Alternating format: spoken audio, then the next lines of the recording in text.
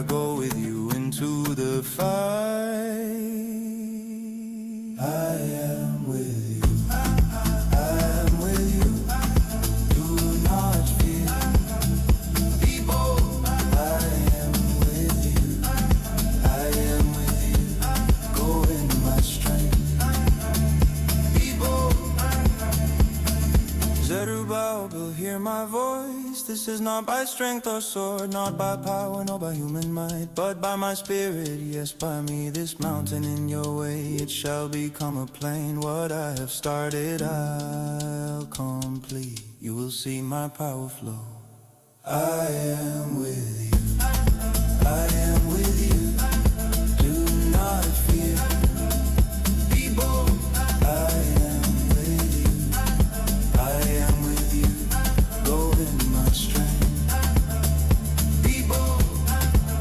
Have I not said, be bold, be strong. Do not be afraid, you're not alone. Every step you take, I've gone before. I am the Lord, and I am here. I, the sovereign Lord, says so.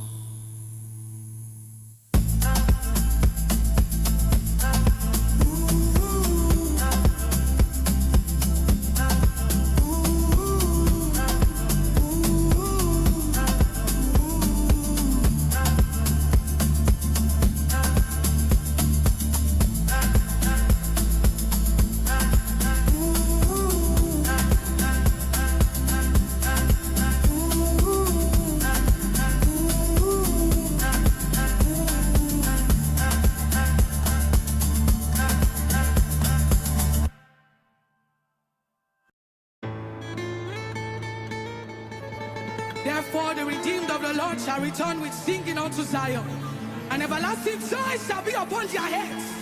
This is a sound of eternal praise, one that we will lift up here on earth, and that we will keep singing even until we see his face. All over this room, lift up your heads.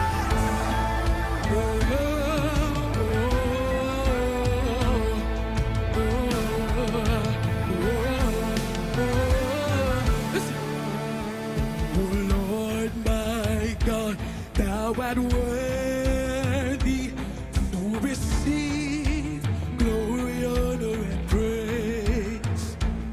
From age to age, your kingdom reigns, now and forever. Amen. Oh Lord my God, thou art worthy to receive glory, honor, and praise. From age to age, your kingdom reigns, now and forever. Amen. And when I sing, this will be my song. Oh, sing, oh, sing, oh, yeah. And when I see you, this will be my song. Oh, sing, oh, praise. Come on, rejoice, rejoice, rejoice, rejoice, rejoice, rejoice. Kapeto sulamandia kobariata kaba. Yeah. Arena no sulamandia ke. Oh, Lord, my God, and word. To receive, I learn emotion, and I bareto kapa. From head to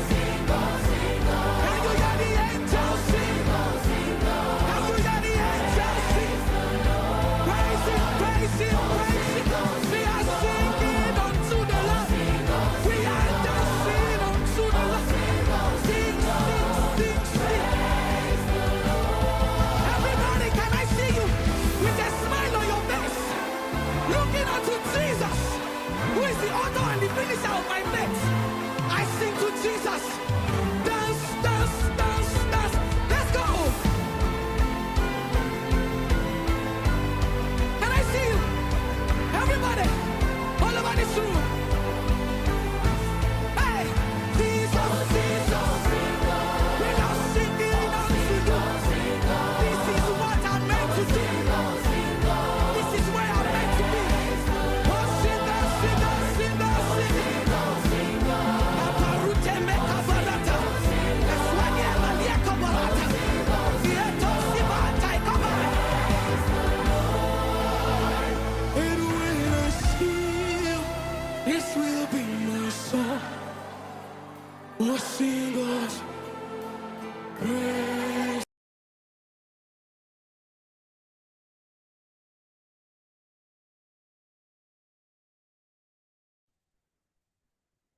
All right. Good morning, everyone. Good morning. Are we here?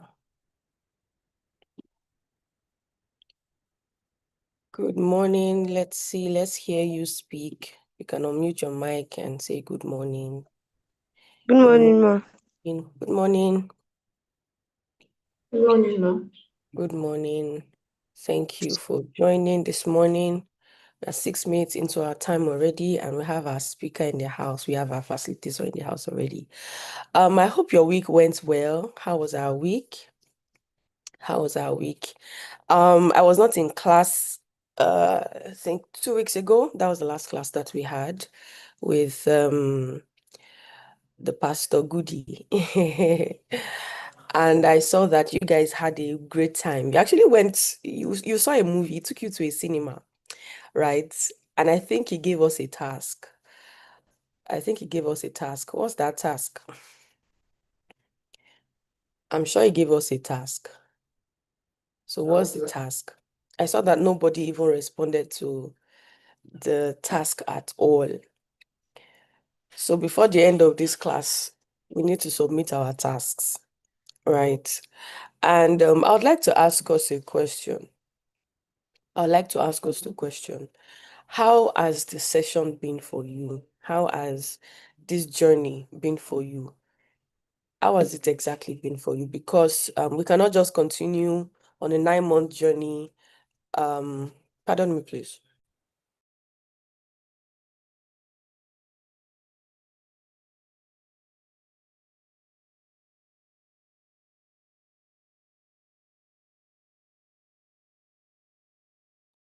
Okay, excuse me.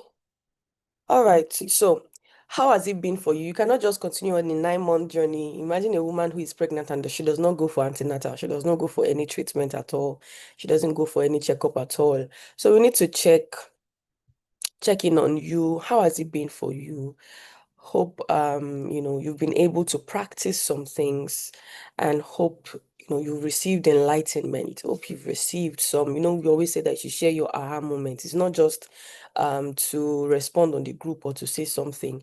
It's majorly to know how you are receiving these messages, because we've had so many facilitators come and teach us a lot of things. So what exactly have you gotten? It doesn't have to relate with the topic we're talking about today, right? But what's that specific thing that has stood out for you throughout this journey, right? Because you can't continue on a journey and you're not looking back and you're not checking your map that, oh, am I on the right path, right? Or am I in the right place? Or am I even the place I'm going to? Is it still my focus? So what exactly has stood out for you throughout? And I know that some of you literally disappeared and now you just came back. Well, I understand for some people, but for some people, I don't know. Right. So I would like to take Shion. And I know that a lot has happened for Eniola, because she's the one that literally always shares something that has happened during the week, or experience she had with a friend. So pardon me, please. You see how Nigeria is now. They've taken my lights, but our country will get better. All right. So How has it been for you? We start with Sean. I'm not going to wait for you to raise your hand. We start with Sean before we bring our speaker up so that we will not take our time. Like you saw in the caption, she's a coach of coaches. So she's not here to waste time. Okay. So we are not to waste our time either. So we start with Sean. Sean has dropped off the call. I hope it's a network. I actually hope it's a network. But I want Sheifumi to actually speak. It's been a while since we had you in class, right? It's been a while since we had you in class. However, I know you might have missed some things, but what has stood out for you? What has made you have a change of heart? What's the change of heart you've had? What's that thing that has happened in the space of when we started the Audacious Bunch journey? What are the things that have happened for you or with you that you're like, oh, I didn't used to be like this before, and I think it's because of this thing that I am doing, it's because of this program that I am on. So can you share with us after Sheifumi is done, then Eniola can pick up that. I don't know if Esther can speak today. I don't know if she can speak today. But if you can't, you can put it in the chat. What has stood out for you? How have your character changed? How have you begun to show up in spaces that probably before you will just cower, or you will hide in shyness, or you will run away in fear, or you just pretend like you are not there because you don't want somebody to know that you are there. You don't want them to call your name, or they give you a task and you're always shaking and you're shivering. I've shared it here before. I'm intentionally talking so that you use that time to think. So I'll just put you on the spot, right? So I remember when they'll put me on the spot and maybe they'll give me a task to speak to the crowd, because I'm an introvert, right? And I need to recalibrate my mind to be able to put myself in that position. So it's like getting myself ready for the task that is at hand. So I remember that if I'm to face the crowd, I would notice that my mouth will just become very dry.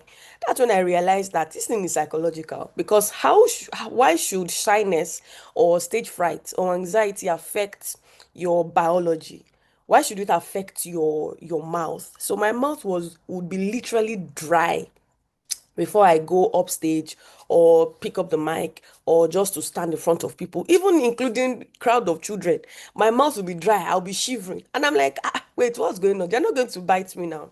So I know that I grew, I went through some personal programs. So I'm sure that some facilitators would have told you that when we were young, nobody really cares about whether you have anxiety or you have low self-esteem, or they're helping you with your personal development journey or whatever. Nobody really cared.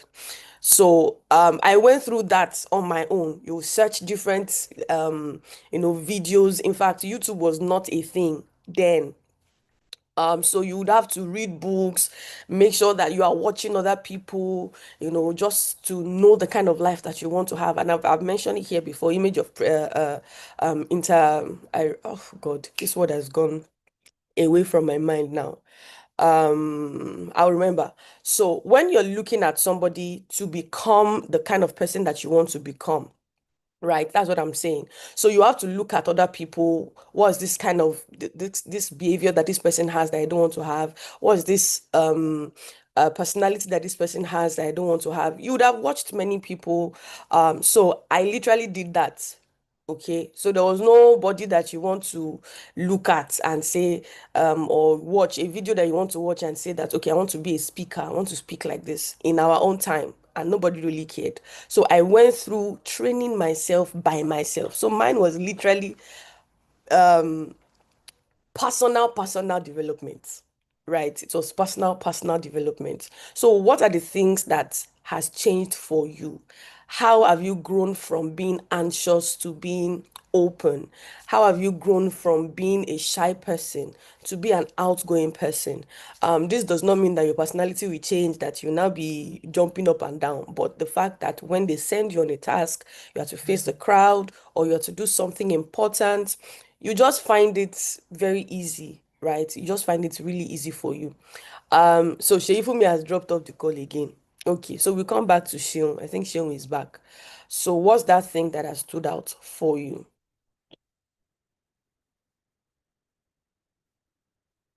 Good morning, Ma. Good morning, everyone. So, from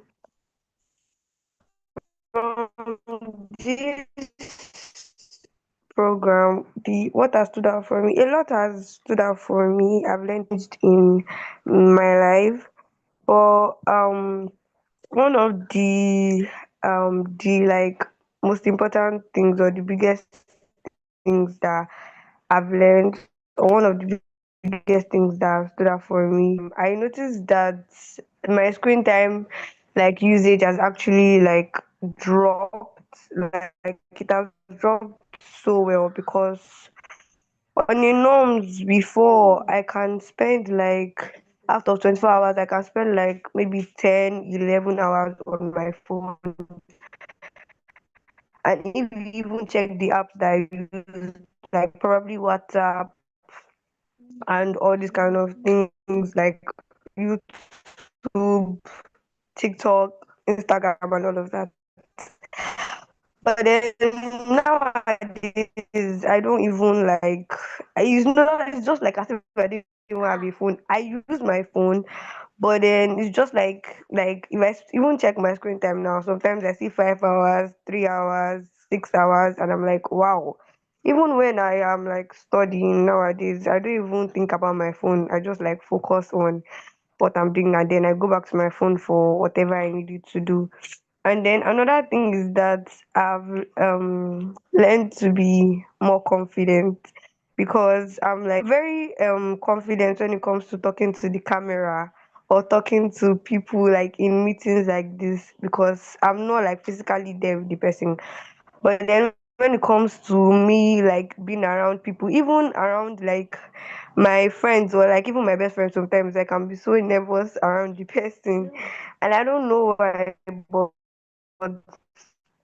there was a particular class that that class like stood out for me because the facilitator said that I think it was Mrs. Ifeoluwa. She said that shyness or the word shy is like a word that the devil just puts in your mind to make you feel afraid. So I should no longer say that I am shy, but like every time I should remind myself, ask us to like volunteer for anything involved in activities. To do that one, I'm always like part of the first people to. This program has helped me in a lot of ways, but don't worry. All right. Thank you, Sheil, for sharing. That's quite profound. I like the fact that you started with the screen time thing.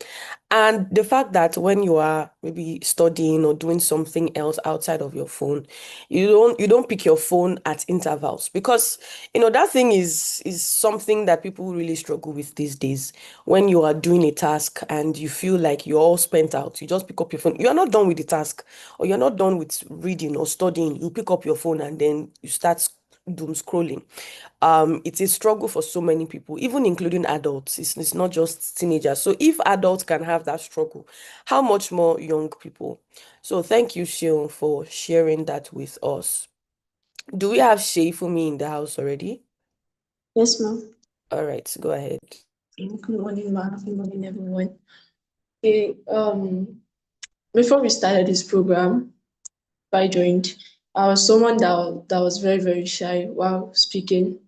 Yeah, and I don't run away from chorus. Like, okay, you probably want to volunteer to do something. I had this mindset that I was not capable of doing it because I would flop probably when I'm talking or yeah. So I had that mindset not until when we joined the program, and I think the first topic we spoke about was identity. Yes, so it really shaped my mindset because it was something I had to figure out at that point in time. Because I had to find out, okay, what am I really good at? What am I capable of doing? And before that time, so I think I was very, very I'm kind of like an introvert, yes. I don't really go out and mingle with people.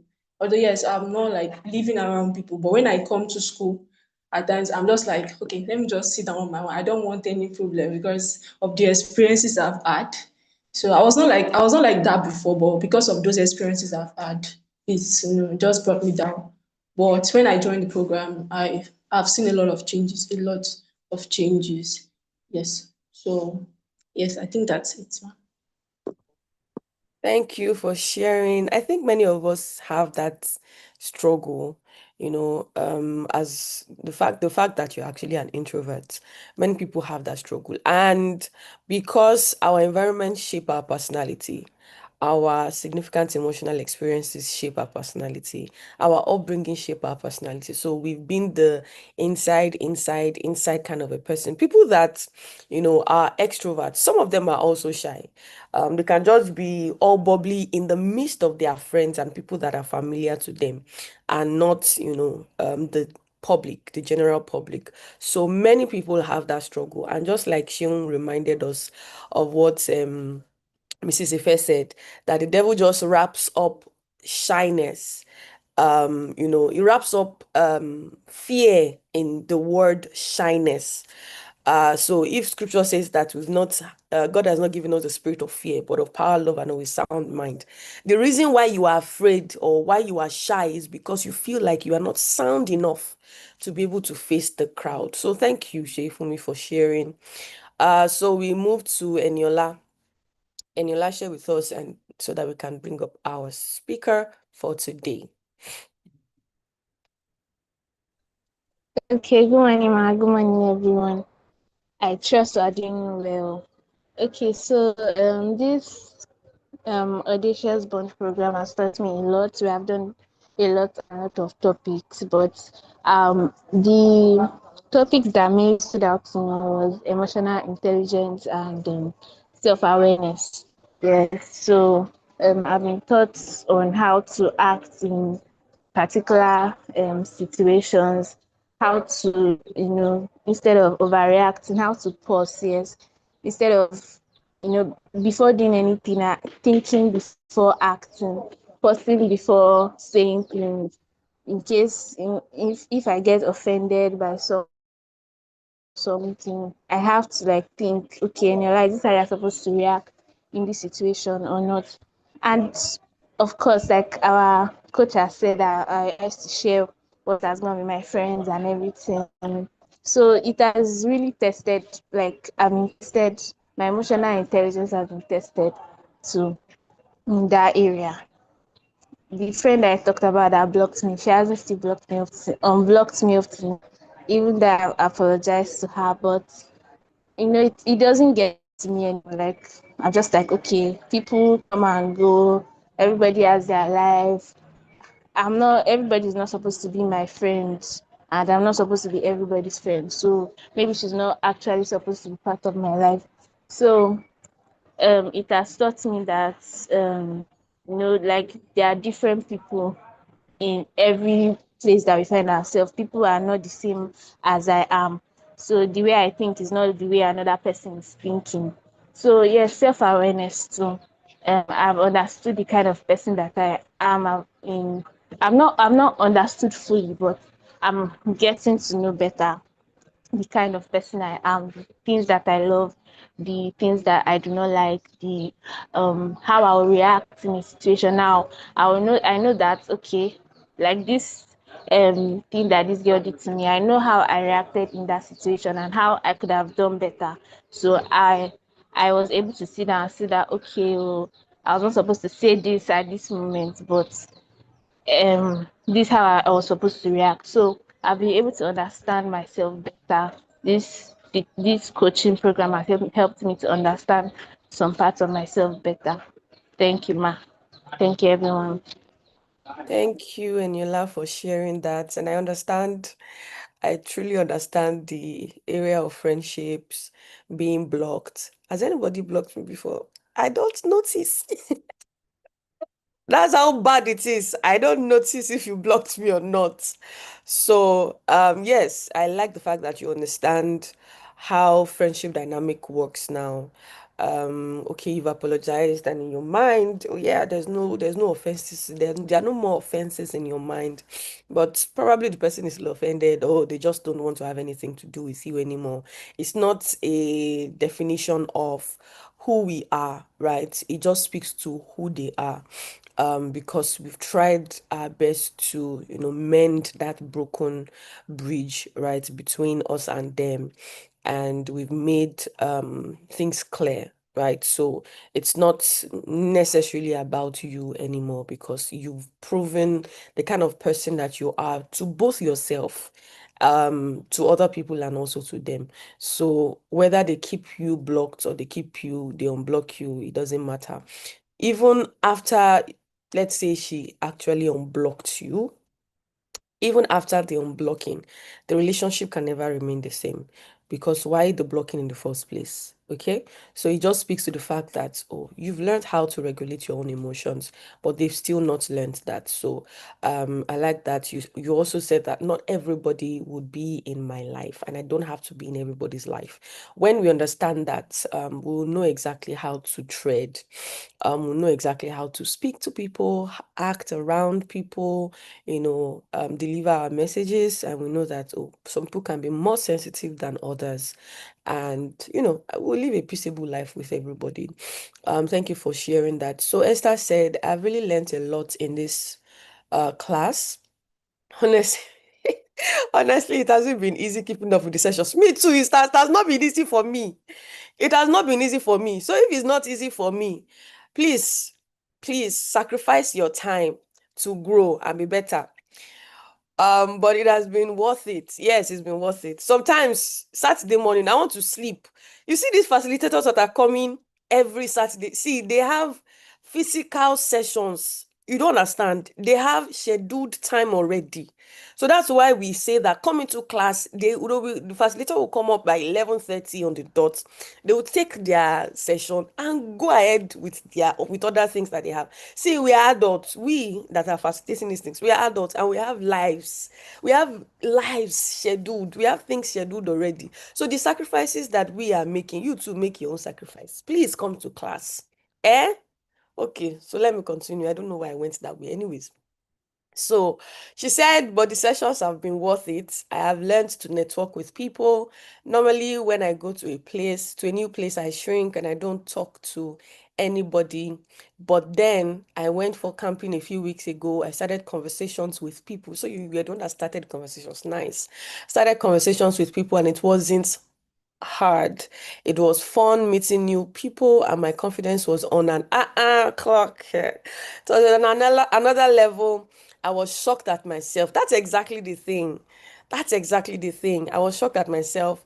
Also, this class has helped me take audacious steps, and I did things I never imagined I could do. So this brings us to the fact that you should begin to imagine difficult things.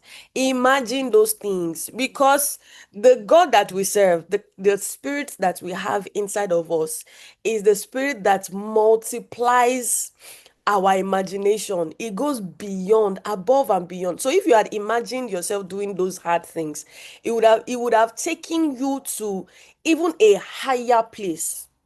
And I know that this one has given you precedence to be able to think hard things. Imagine things that you see that is literally impossible. For example, somebody calling you out of the blue to come and, you see what happened with Pastor Nathaniel Bassi, that he was called to the White House to come, present. It's not. I intentionally said present, not perform. He didn't go there to perform. So it's not something that just happens, It's not something that just happens out of the blue. You need to be able to see yourself on that path to that place. Even if you think it's impossible, with our God, nothing is impossible. So this class has helped me take audacious steps, and I did things I never imagined I could do. Everything in this class has actually stood out for me, and I wish I could speak. Typing isn't doing justice. Thank you, Esther, for sharing that. I'm so, so, so, so elated. I'm so glad. that everything has been good for you guys. I'm also happy and joyous that we are seeing results, right? And the truth is, you will still have your replays. You can always go back to the replays. It takes you to read a book like 10 times to be able to even understand 1% of the information in it. So you have these things at your fingertips until the next cohort. So go ahead and watch them. Don't be stuck up in, trendy topics that do not change your life, that do not affect your life. There is even something going on now. Probably after the class, I'm going to share the video for us. It's quite a lengthy one, so we'll put it on Telegram for us to go and watch. Or you just go on Instagram to go and watch it. But I think you should. We'll send it on Telegram.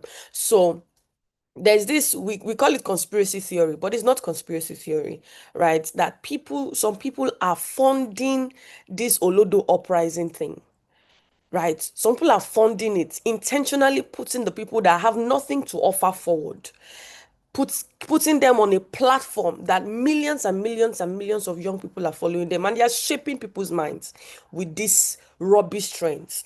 So this is why, we do programs like this, come up with, programs like this, so that at least if many are called and few are chosen, you will be part of the chosen ones. So this brings us to, our class for today. As I bring up our facilitator, she's I don't let me read that bio. I've taken 1 minute of our time. She's fire, fire, fire. She's somebody who, when you listen to, you literally begin to see things unfold, as in beautiful things unfold in your life. She gives you so much confidence. You would realize that as she begins to speak, you realize that I can do these things. She speaks with so much confidence, so much authority, and she's an authority in her space. So help us make welcome Pastor Mrs. Temitayo Lawale Olatujoye as we bring her up today. Okay. Thank you, Ma, for accepting our call with your tight schedule. Thank you so much, Mrs. Aditlewa. Hoedi. Yeah, yeah, I love that name. Thank you so much for having me. It's such a privilege to be here, and I'm so, so glad. I'm so glad. I came here to gist though. But it's a gist that will literally shift your mind. And so, good morning, everybody. Thank you for having me at the Mehanders Hills, right? It's the name for me. I love it. Okay. And of course, I've been listening to the entire conversation in the past, say about 25 minutes thereabout. I sat and I was just listening, just to catch up with the things that you've been learning. Let me call you by your names as I'm seeing on the screen. Good morning, Hester. Good morning, Simi. Good morning, Sheon. Good morning, Oluwase Funmi. And I think that's all the names that I have here on my screen. Yeah, good morning, everybody. Okay, so listening to the conversation that of course, that you've been having, it's there was so much joy in my heart, and God bless you, ma'am. Coach Oedi, God bless you. Really, really good. And the reason why I would say God bless you and everyone in the room, you need to take it a step higher than just even a God bless you, to be really appreciative by being intentional about your transformation. The reason I'm saying this is because, like she said, I wish that in my teenage years, I had an opportunity like this. I wish. So, like she said she actually went through personal development. I would say that my experience is just that, like, let me say people in our age category, most of us, our experiences are like that. Nobody offered us this. I wish, because if I was offered this at a teenage age, maybe when I was 13, 14, 15, 16, I would be really, I'll be something else. Earlier than I became something else. Let me put it that way. I would arrive earlier. So this is going to really make you arrive earlier. So probably things that took us about 10 years to come into will literally take you like 1 year, a few months to come into. That's the benefits of what you're having here, and you can't even joke with it. There was no Zoom in our days. There was no YouTube in our days. There were no social media in our days where you could catch up with information. The world was not a global village. There was nothing like that.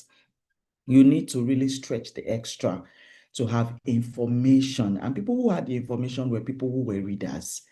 People who truly, really used to read. And some of us didn't even have the privilege to buy books or have access to books. But well, I had a little privilege, but they were more of Christian books. And that was because my my stepdad, who is actually like my dad, but just for context, so that because he's going to be with the Lord, but my own dad is still alive. So my stepdad used to be a very great reader, and he has a mini library, like a shelf. So there were a lot of books. I used to wonder what those books were, because nobody was even telling me, pick these books and your life will change. It was after he had passed on that I now began to interact with the books that, okay, this thing, they just packed all of them inside the Ghana must go, like a property of the dead. And so I would just enter into that. And then his siblings would come, pick his suit, some would pick his tie, some would pick it because he had a whole lot he was a very fashionable person. So, and he was a pastor. So he had suits, he had all this. So his siblings would come, steal away shoes, steal away this, but nobody was touching the bags of books. I've started, that's how I used to start.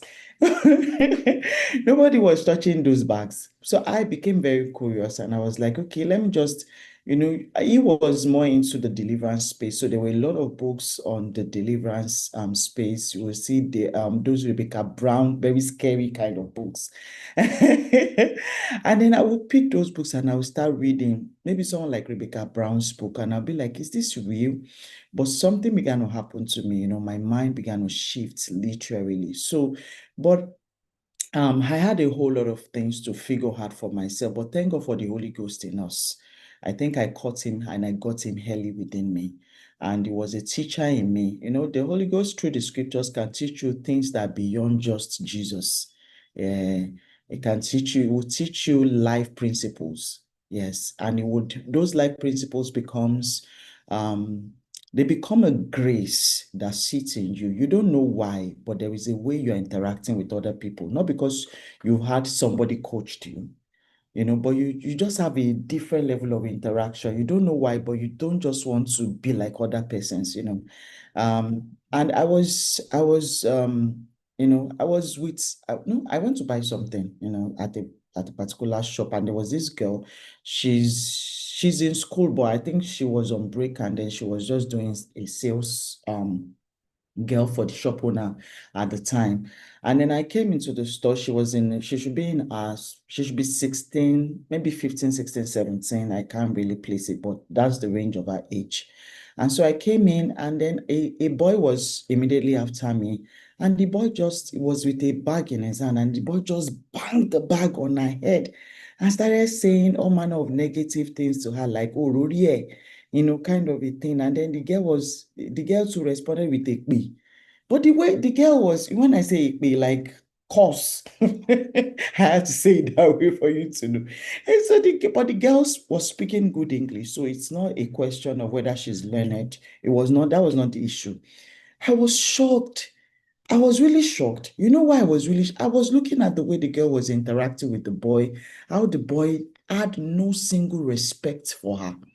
And then I saw some other boys across the other shop, who she also raised her voice and said, hey, she was speaking Yoruba and she was telling that be one of she mama will be a pa or be a be a or something. And that one too responded with that with something out of something very dishonoring and no respect at all. And I just watched there in awe. You know why I was watching in awe? I was watching it not because I remember that at that age, you can't interact with me that way. What will you say you hate? You just come bang a bag on my head. How? So there was a weight, and I'm bringing this somewhere. There was a weight of self-honor, self-respect that I caught not because I had this opportunity, but because I eventually would sit with the Holy Ghost and He would plant those things within me. And I would see myself just living by those things, not because I have literally been trained in a sense. Like I just think that it was God's way of bailing us out because we didn't have your kind of opportunity. So you're really, really blessed. You're really, really blessed. And like she's been saying, I need you to really take everything you've been learning here seriously. You're 9 months. Adults are even sitting with longer. You don't tell me that you don't have the time. You have the time, all the time in the world. And it's one of the things that I'm going to be speaking about. So I'm here to speak on time management. All right. And so I'm going to be speaking on a number of things, with you. And I know you know me as a pastor, but I'm coming as a coach this morning. So I'll be interacting with you on another level, even though I will still chip in scriptures, right? Because I'm a coach with Christianese under her. So my conversations will still come in the light of God's word in a way. Okay, so we're looking at time management, and it's one of the core areas that I love to sit on. And I believe that I caught, not just as a coach, I caught that quite early. I lived in a house where my mom goes late for nothing. My mom does not, if my mom would arrive late for a meeting, it must be a situation beyond her. My mom literally would be one of the first, if you call a meeting, one of the first 5 persons to arrive in the meeting. Trust she will be there. So I literally see it as an example of how she manages her time. And I started to live my life that same way. Not like I don't go late for a meeting, so that if you don't see me appear late, if you see me appear late for a particular meeting, say, but she came to teach us time management. Nah, she's late for this particular night, I can come late. But you see, the reason behind it, you may not know, right? So, but then let's enter into the conversation. Okay, so we're looking at time management, but I want to first have a discussion around time. And then I would share a few excerpts or quotes with you. Quotes are quite powerful. They are words of wise people, and they can just change your life, shift your life, literally. But I want us to look at time first. And I'm sorry, I don't have a slide, so forgive me. But a lot of times when I want to teach really from my heart, I go away from my slide. And a lot of times I don't also pay attention to slide because I'll shift. Literally, I'm learning. I'm becoming better like you. Okay. So let's see. I'm trying to see my notes so that I also move in the space of what I have and I don't miss anything that I have here for you. So just a few minutes, please. Okay, I think I opened the wrong notes. Just give me a few minutes.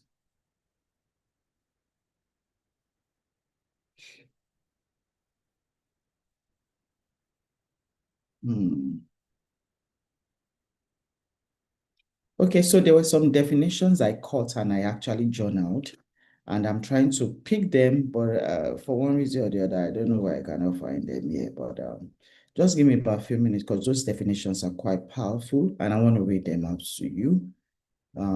Just a few minutes, please. I'll be there now. Yeah. Few minutes. I'm almost there.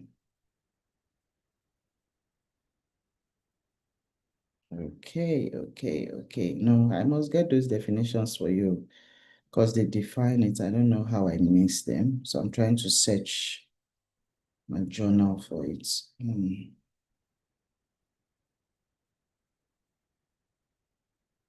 Okay. So what's happening? Hey, where's this thing? I must read them. I have two very powerful definitions of okay, so that I buy time, maybe I'll still find it. But let me go into the quotes first. We'll look at different, I'm still looking for it as I'm talking, so that I see whether I can still come back to it. All right. Okay, but let me go into the quotes first. I'll come back into those definitions. I pray that I find them because they're quite powerful and they will set the precedence for what I want to discuss with you. But let's look at about 5 different quotes around time management. I know that if I begin to tell you what time management, if I ask you in this room now and I say, what is time? I know you will give me very powerful definitions, and I know that you know what time is. You know, you can call it is the unit of life, is what we use in in measuring our progress, different beautiful definitions. And if I say what is time management, I know that you know that it means your capacity to be able to manage your time, right? That's what time management is. But we'll go into all of that. But I want to share about 5. I have 10 of them here, but because of time, I might keep it to just 5. Powerful quotes on time and time management. And the first one I want to share with you is by Benjamin Franklin. It's so powerful. I think there's a book called Poor Richard. More like a book, but let me just read it for you. All right, it says that you may delay, but time will not. And it's speaking to the fact that that's just the quote. You may delay, but time will not. It's speaking to the fact that time has no respect for you. Time is moving regardless of what you are doing, what you're engaging in, or what you are not engaging in. Time is not saying, oh, because President Tinubu is the president of Nigeria. Oh, let me just delay a bit. He's a special person. Time has no respect for anybody. It continues to move. It continues to play. It does not send whether you're poor, you're rich, whether you're fat, you're thin, whether you're wealthy, whether you're influential. Time does not have respect for anyone. It continues to play itself. Another one says that, this one sounds like King James because it's a very old quote, but listen to it. It says that, does thou love life? Then do not squander time, for that is the stuff life is made of. So he's saying that, do you love life? Then if you love life, don't squander time, because life is made of time. Do you see that? That's quite powerful. So it means that if you really truly love your life, you pay attention to how your time is being spent. And that's also still by Benjamin Franklin. I love it. And this one is by Stephen Harcovey. If you've read this book before, I think 7 Habits of Highly Effective People. We have it for both teenagers and adults. So you can pick up the one for, I know Mr. Ditlewa can help you get it. So you can pick the one for teenagers, right? There's a book it has the one specifically for teenagers, 7 Habits of Highly Effective People. And this is a quote from him, and it says that the key is in not spending time, but in investing it. So it is not about, oh, I spend my time. It's about that you are investing your time. Investing time and spending time are 2 different conversations. People who spend their time, it means that they are squandering it. They are using it for different purposes that may not necessarily bring useful results. As it were, people can spend time gisting away. You can spend 24 hours just gisting, watching movies. You are squandering, you are spending. But when you are investing, that means you've put some intentionality into it. You have now decided to say that, okay, this particular time, I'm going to use 2 hours out of it to read books, 2 hours out of it to catch up with my friends, 2 hours out of it to read my Bible, 1 hour out of it to maybe pray. I think Ace Baba released a song, and then it was a song about time, actually, how you spend your time wisely. And he's saying that, see, I am catching, or I don't have forgotten the lyrics, but it's like saying that I'm spending time with my God. I'm spending time on the scriptures. I don't have time to waste for needless affairs. So you must be, according to Steve Covey, you must be someone who invests time rather than someone who spends time. I think you're learning already. If you're learning, please tell me in the comment section that you're learning already. Okay, let's have another one by the same Stephen Harcovey. And it says that most of us spend too much time on what is urgent and not enough time on what is important. And this really speaks to this generation. We love it quick, we love it fast, we love it urgent, we love it sharply, and we do not really, thank you, Remedy, I'm seeing your comment here. Okay, so we do not really want to put things that stretch us, like this program. We are not paying attention to. You're like, give me fast, give me sharply. Like I don't know how most of us, if you've heard about this trendy story. Thank you from Olorun Juwon. Thank you so much. It says I'm learning. this P Square saga, right? The two brothers, Peter and what's the second guy's name? Is it Paul? You've heard about their saga, right? And I think it was when they released their episode 8 something that I now really got into the whole picture, and I'm like, what's going on here? Because it was all over internet. So I now saw that they released episode 1, episode 2, episode 3, episode 4, episode 5 on family matters. So I called my husband and I said, because of what I do, I must be very informed. Yeah, I must, probably Gen Z must not be speaking to me about something, and I'm not in the know, and I'm looking like I'm lost in the world that I'm in. And so I called my husband, like, do you know why I called him? I'm like, have you heard about these guys? Like I said, just quickly brief me because I will never go and read it, you know. I said, God forbid that I go back to read, but I needed to catch him. I said, even he is looking for somebody that can summarize. Oh my God, sorry about that, please.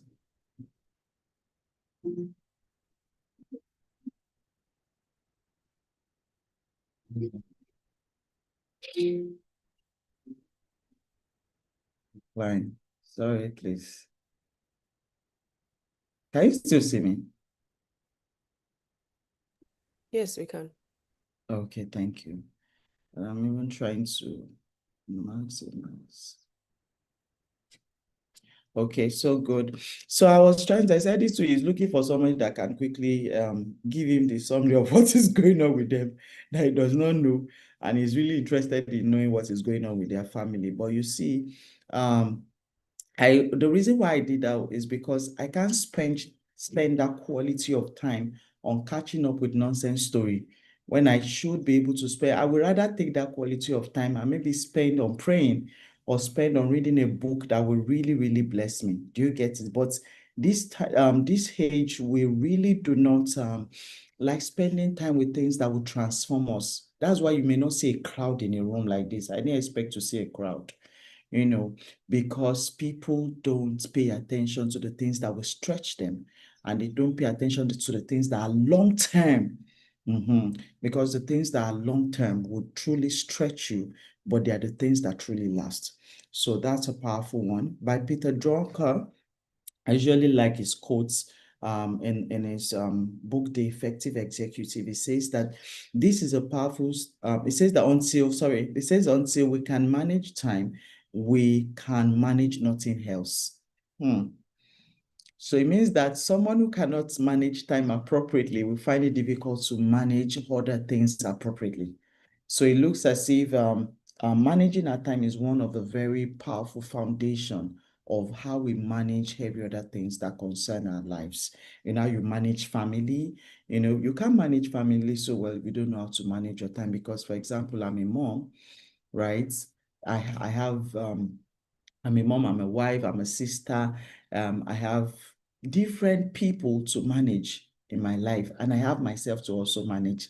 So it means that I must know how to appropriate my time very well. Else, I won't do the things that I'm doing. I won't be able to do them if I don't know how to share my time very well. And I've seen that you are still in your teenage years, and it's the earlier you learn these things, the better. That a certain kind of life is possible to lead a balanced and a whole life. And that because a lot of times when people start to grow, the reality of life begins to get done on them, and it begins to look as though it's very difficult to have a balanced and a whole life. But I tell you that it's a possibility. And that possibility happens with first understanding how to manage your time effectively. One of the things that I refused to accept as a person was the cultural mindset around how a woman or a wife is meant to play her life at certain season of her life. I usually challenge the status quo. That's one of the things that I do. I challenge things that are common, things that are popular. Oh, this is the way they do it. Oh, this is the way you're meant to be at a certain age. Or this is the way this is when you're giving birth, or when you're in the child, when you're bearing children, or when you just got married. This is how your life is meant to be. I will look intensely into it and say, no, even when those things are coming out of people that are very respectable in the society, people that people honor and hold in high esteem, I will still review it. I will review it in the light of, can mine be better? Can I challenge myself better? Do you see that now? So you must know how to manage your time. So I realized that when people can adjust their time appropriately, they're able to actually take in more things. So I realized that what people say they are very busy about is because they don't really understand how to manage their time appropriately. And someone was speaking to me recently and she was saying, oh, I want to do this, I want to do that, but I'm already doing this, I'm already doing that. I don't think I have time for this. And I said, prioritize, prioritize. That was the response I gave her. I said, because you have time for the things that are a priority to you. I said, so there are things that you're engaging in. You can imagine that someone that watches movie for at least 6 hours in a day says, I'm actually always busy, I don't have time. You actually have time. You're not just spending or you're not just investing the time wisely, So, but then I still have a lot to speak about, but we are still dwelling on codes. Let me take one more, and then we go into the things that I actually want to share with you. I hope that I find those definitions. Maybe those are the things I will round up because I must find them for you. Okay, so this one is by Charles Darwin. You all should know Charles Darwin. He's a scientist now. All right, so this one says, a man who dares to waste 1 hour of time has not discovered the value of life. So the question is to yourself, how many hours do I actually waste within 24 hours? And this one is saying that if you dare to even waste 1 hour out of time, you do not yet understand the value of life. You do not yet understand the value of life. And that is powerful. And then that brings us straight into what I want to share with you today. Okay, so let me get back into my notes. I want to share with you 20 things you must know at your age about time management. So I titled the time 20 things every teenager should know about managing time and avoiding procrastination, right? You can get that journal down. Let me come again. Right, 20 things every teenager should know about managing time and avoiding procrastination. Number one thing you must know as a teenager early enough is that time is a limited resource. Time is a limited resource. They used to say, one of the important competencies that you must acquire as somebody who wants to really stand out is being resourceful, right? Being resourceful. And being resourceful means that it's your, or let me ask you so that I'm interacting with you also. What does being resourceful means? Let me hear from your hand. I don't know, this thing is not showing me chat again when that call came in, but I'll try. I'll try and see. I don't want to tamper with it. I'm trying to move. Okay, so let me see, please. What does being resourceful actually mean? So, okay, so I'm back to my normal interface now. Yeah, what does being resourceful means? I'm waiting in the chat. Or is there anyone who wants to mute? Or mute rather? What does it mean to be resourceful? Let me be sure that you are not frying plantain and egg like my children hate this one. At the other hand, that you're actually sitting with me. So what does it mean to be resourceful? I'm expecting, so I want to get really interactive now. I'm waiting. What does it mean? Anyone wants to bail us out? Thank you, Eniola. It says to find solution to a problem. Yeah, that's like it, but I'm still looking for something. Thank you. What does it mean to be resourceful? Yeah, somebody wants to go and add ChatGPT. Quickly ask. Okay. So being able to use what you have at hand. I love it. Yeah, that's sounding more like it. Okay. So being able to use what you have at hand. In a very resourceful way. I'm still using the same word, but that's what resourcefulness means. Resourcefulness just is the ability to manage the resource you have appropriately, or the resources you have appropriately. And time is a very resourceful, it's a very limited resource. You can lose 10,000 naira and still get it back. Maybe you go and do another business, you still get your 10,000 naira back. For example, you can even fail an exam and still have an opportunity to pass the exam. But if you lose today, You can't have today back. If you lose these 24 hours, these 24 hours back on this same day can never happen again in your life. And that's why we are mindful. You know, in the Christian faith, in our kingdom, right, we used to say that there is something called kairos.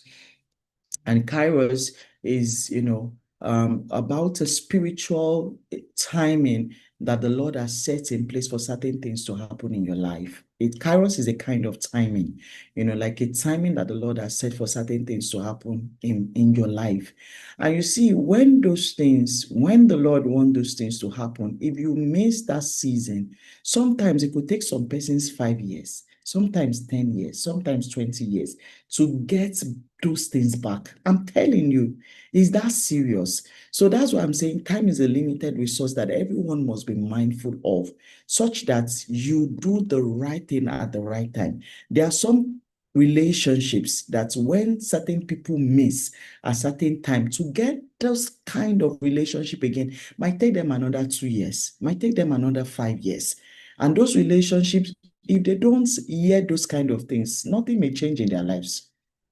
Let me give you an example. There used to be a particular, so my mom happened to be in our family, our immediate family now, she happened to be the only one who really went to school in their midst. And of all our siblings, let me put it that way, of all our own siblings, she was the only one who actually decided to go to school. So my mom told me the story because I saw the way the lives of the other people turned out. You don't want to, there's something we say in Yoruba, like, "Aye won wumi." Like, you don't want to admire those kind of life. You don't want those kind of lives. So there's a way they all turned out eventually. And I was curious and I'm like, why are you different? Because I was like, why is my mom different? From every one of them. And while engaging her in a conversation, she said, well, while she was going to school, at that time, she said business was the in thing, and it looked like people who were business owners were more successful than people who went to school. That it looked like if you got into the business space, you will make more money, than somebody who had gone to school. As at that time, said, so most of them just said they are interested in business. He said, in fact, there's a slogan they used to use to abuse her, that they would say, I am Oluwolong Bakowe. Let me tell you in English, and they will say that it is the one that has money that would eventually employ the one that has gone to school. So he said that was the principle and the philosophy by which they lived their lives. I said she did her best to encourage them. She did her best, but all of them just went to the business space. But she kept, she didn't go their path and she went to school, and eventually their lives became something else. So one of them had passed now, had a child, had a daughter. After she passed, my mom decided to take her, that was the girl, to come stay with us. At that time that she came, I was no longer in the house. I was married. So, but my mom was giving me the gist. So my mom had to bring her into the house and told her, okay, I'm going to send you to school. I will take care of you and her. The mother was a successful entrepreneur, kind of. I think she was, of all of them, she that refused to go to school, she was still the most successful entrepreneur in their midst. But what my mom realized was that the girl did not also want to go to school like the mom. My mom did everything possible to make her everything. My mom did everything possible, went to put her in a private school because she has been going to, I don't know, I think maybe a public school or so. But then my mom took her into a private school and did everything. But at the end of the day, she ran away. She said my mom was really pressing her too much on every side. So at the end of the day, she would, instead of going to school, she would go to her friend's house. Gist, by the time my mom saw her results, after the first term, it was terrible. Okay, she still said, okay, I'll pull through with you. At least I know where you're coming from. But later she eventually discovered that instead of going to school, she would go to a friend's house, a friend like us, and then they would be gisting, and then she'll come back home with her bags, pretending that she had gone to school. Eventually, she left the house, and my mom had to give her freedom. About 2 years after, she had gotten pregnant, and she has gotten pregnant following the same path, that her parents, her mom, and other siblings of my mom had followed. And then she just got pregnant, and then my mom had left her, but then when she got pregnant and she called, she was in the hospital. I was giving, my mom just said, let me just show. So she went to the market, pick up clothes. Thank God my mom went to pick up those clothes for her. Apparently, she went to the hospital with nothing. Nothing. So she got to the hospital, and then she's like, where are your baby things? Nothing, no baby things. Okay, when she was talking to my mom on the phone, she was telling my mom that her husband works in a oil company. So my mom, I now had to ask at that point, okay, which oil company is your? You're going to laugh. The oil is actually granite oil.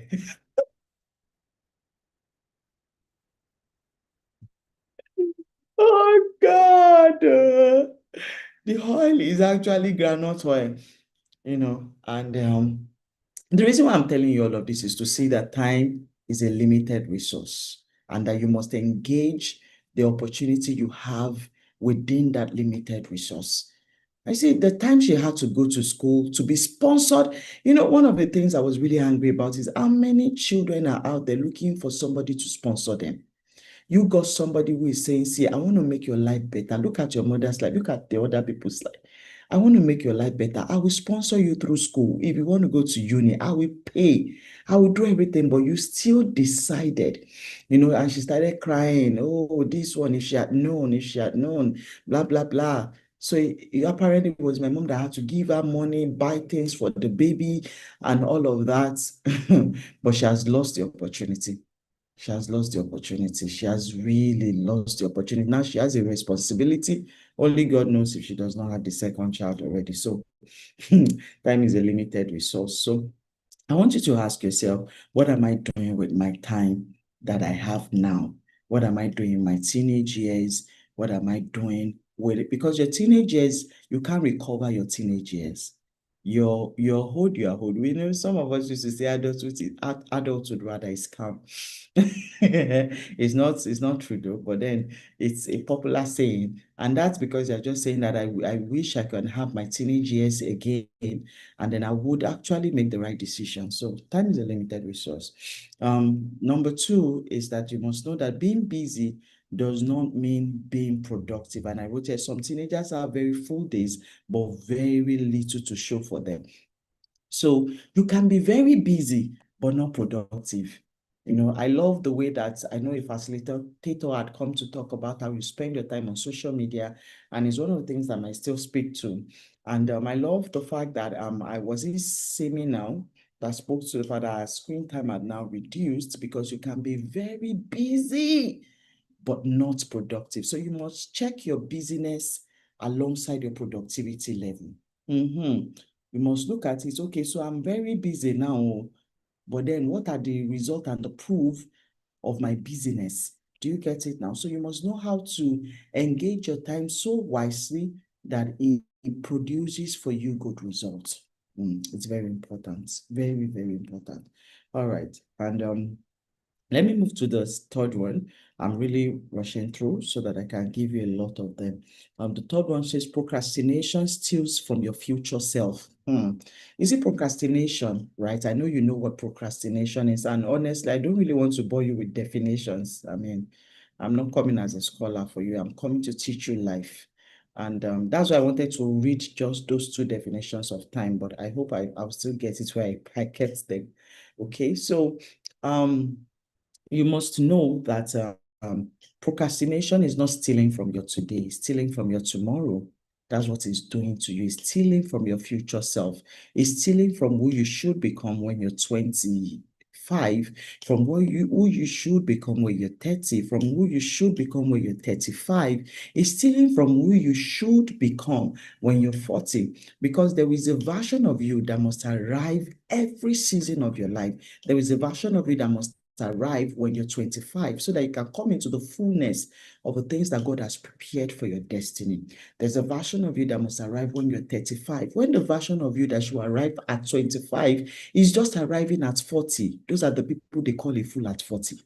Because at 40, there is a version of you that must have arrived and you must have come into certain things. You must have come into certain things. And if that version of you do not arrive at the time it should arrive, it means that you have used procrastination to steal from that future self. So don't steal from your 40-year-old. Don't steal from your 45-year-old in your teenage years. Be investing into your 40-year-old. Be investing into your 25-year-old. Be investing into your 30-year-old in your today. Do you get it? So you must be careful so that procrastination does not steal from your future self. You know, I will do this thing in the next. We all have a level of procrastination. That's the truth, including me. So don't let me speak to you like I'm very real in the house. We all have a level of procrastination, but we are also at different levels of discipline. So it means that mine can be I might have been able to successfully reduce mine to just a 5 on my scale, but you might still be very deep into it. So it means that you must be consciously evolving yourself per time to deal with that part of you, right? One of the ways I deal with procrastination is I can be watching a very interesting, I watch movies too. I can be watching a very interesting movie and they're about to show the most interesting scene and I stand up intentionally. I'm training me. I stand up intentionally and I might just go and sit down inside and be engaging in something else. You know what I'm doing? I'm trying to train my mind to engage in needful things per time. I want to be able to not be chained by movies or not be chained by social media. I will stand up. I do it very well. You know, I can watch a I do it for very interesting ones. I can watch a very, very interesting movie that the game in the movie is just in the last 15 minutes of the movie, and I will stop there and I will not watch again, and I will come back 2 days after. I did it for Professor Dele. You know, Professor Dele is quite very interesting. The part 4. Yeah, very interesting movie. I've not finished it. I did last week. I intentionally, and I got to a point where it was the most interesting, and I just stopped it, and I just moved to something else. You know why? I'm trying to train my mind to be productive per time, so that I'm not allowing things that may not necessarily contribute to my productivity to pull away, from my future self. It's important. And it's not something that will happen to you because you wished for it. It would happen because you're very deliberate and you're very intentional. You see what I do. Yes. And I do a number of things like that. Just sharing that one with you. Okay. So the fourth thing is you don't have to feel motivated before you start whatever it is that you're meant to do. Probably you've scheduled yourself that I'm going to be reading. Some of you scheduled yourself. You over exaggerate your capacity. You put on your schedule in a day and say, I will read 3 chapters of the scriptures today, when you have not even read half chapter or let me say, when you have not even read maybe 6 verses. Why don't you start with, I will read 6 verses, do it consistently for a month, increase it. It's a step at a time, Do you get it now? So you must, sorry. So you don't have to feel, and you don't have to wait because, and the reason I'm saying this is because, so those things that you have said, that was just by the way anyways, those things that you have set your mind to do, you will not always feel the gish in your heart to want to do it. It's like we married people, we can tell you, all the gish now that you are feeling for your crush, if you eventually marry that crush, that's not the way we feel every day in marriage. I hope you know. Those chemistry, people cannot be feeling chemistry every day. But will you love your spouse less? No, we won't love our spouse less. We still love our spouse, but we may not feel the gish every day. Chemistry is not chemistry in every day. Do you get it? So the chemistry you have with the goals that you have set and the future you that you have designed will not always be there. But you must intentionally move yourself to say time is going. I don't have to feel motivated. If you are somebody who is moved alone by motivation and passion, you won't do so much in life. You won't do so much in life. Do you know that sometimes even your best food will be, you just feel like it's irritating you? Your best food, though, you just feel very nauseated, like I don't want to eat it sometimes. So one of the ways you effectively manage your time is to ensure that you move and you start what you need to do without necessarily feeling motivated, so that you're able to take away procrastination. So number 5 is learn to prioritize. Learn to prioritize. And I said you cannot do everything at once. And you have school, assignments, friends, family, church, social media, hobbies, sports, entertainment, and personal goals. And the question isn't what can I do? What can I do? The better question is what should I do first? What should I do first? So you must know how to set your priority. How to say, okay, this one is needful in this season of my life. Okay, so I better focus my energy on this. So I operate by a pause and play life. A pause and play life would mean that there are certain things in my life now that I can still pick up, in the next 2 years that I can pause. Sometimes I even pause ministry. Even ministry, as important as ministry is, I can slow it down to increase. I'm very simple with my words, because I'm speaking to teenagers. So I want you to understand me. And if I'm speaking to a different crowd, I will be using different terminologies and different speed. But I'm trying to really make sure that you're getting everything that I'm saying and giving you in the simplest language possible. So I hope that is, I'm saying, Eniola, thank you so much. So I hope you're getting me very clearly. Okay, so I do the pause and play. So I do sometimes I don't necessarily pause completely. I can slow down. Say we are intelligent. I use big English. I love it. All right, so I use the pause and play, and then sometimes I slow down certain things of my life to amplify certain aspect of my life, and you must know how to do it. There is a season where you must note the focus on your academics, and you can have another season. For example, people that are in secondary school now, they're on break, right? You know how to amplify certain aspect of your life where you're learning some things above the other ones. Do you get it? So you must know how to pause and play, and you must also know how to drag and speed up. You must have those skills in your life, and you must know how to sit with you and do the needful part-time.